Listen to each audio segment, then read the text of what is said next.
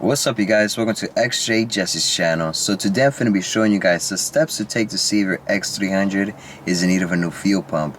So yesterday my mama calls me. She's like, "Hey Jesse, I just got out of work but my Jag won't start." And I could hear the Jag crank over but it just wouldn't start. So we got AAA and towed the Jag back home. By the way, you guys, I highly recommend any owner with an older Jag to have AAA. Definitely comes in handy. So we got to work. I asked my brother to put the keys in the on position, engine off, while I was in the back seat, and I didn't hear a humming noise. So that lets me know that either the fuel pump is not getting any power or the fuel pump is bad. So the first thing you want to do is check to see if the fuel pump fuse is blown. There's a fuse map diagram in the engine compartment. The fuel pump fuse is inside of the trunk or boot.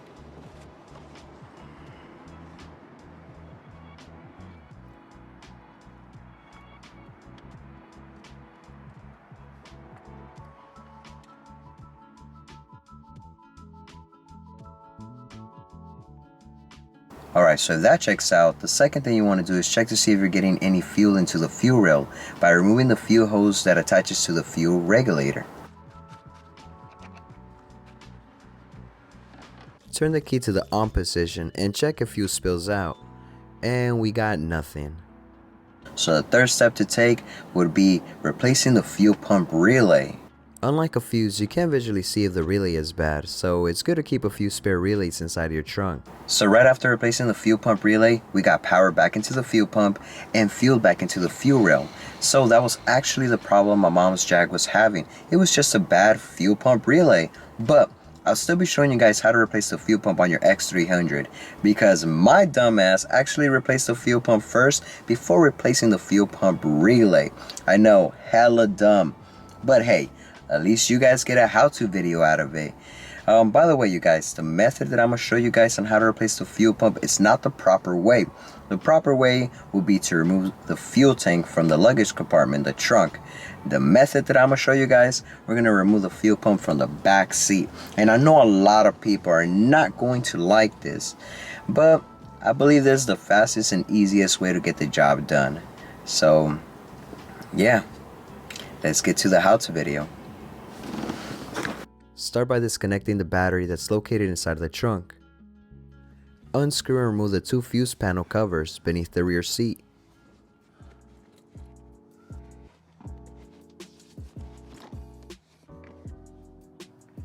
Unscrew the start bit or Phillips screw securing the bottom seat.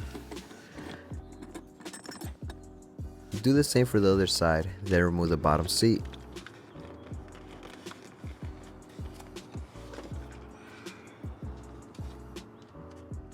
Unscrew the 4 Phillips screws securing the back seat. Remove the seatbelt covers. Depending on your Jag, some of them will have them on the top seat like this one, and others will have them on the shelf panel.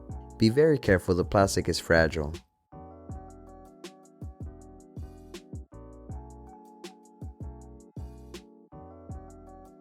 Lift the seat upwards and then towards you to remove it.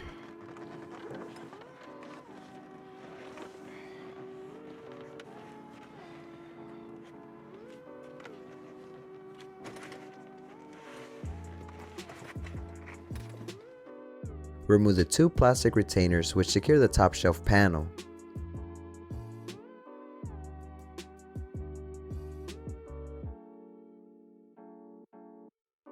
Unplug or remove both tweeter speakers from underneath the panel.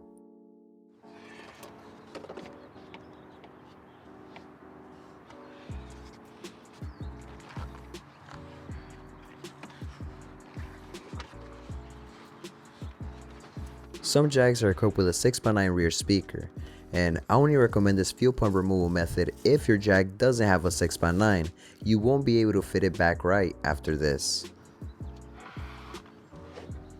You will need to cut the metal around to gain access to the fuel pump. A Dremel or an angle grinder will cut through the metal easily, or you'll have to improvise like I always do.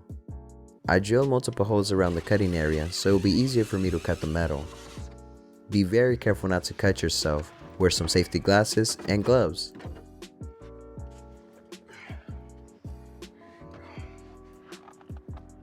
Vacuum the metal shavings so they won't fall inside the fuel tank.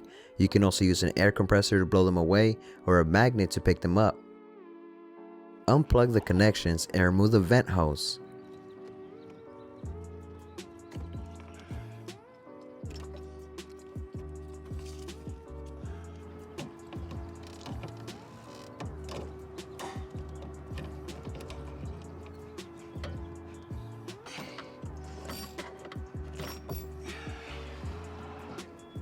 Use a screwdriver and a hammer to knock out the retainer ring. Hit it counterclockwise.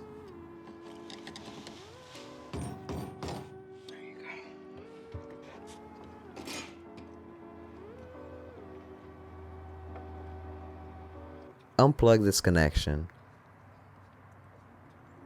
Lift the fuel pump off the mounting bracket. The pump is simply secured by a rubber sleeve on a clamp.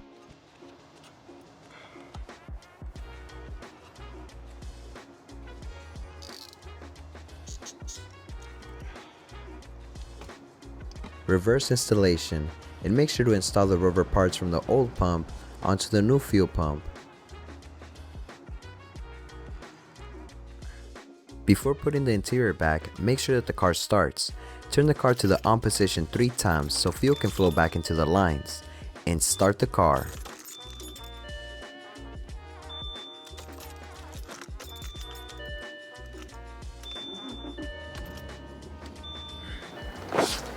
Alright you guys, if y'all found this video helpful, please select the like button.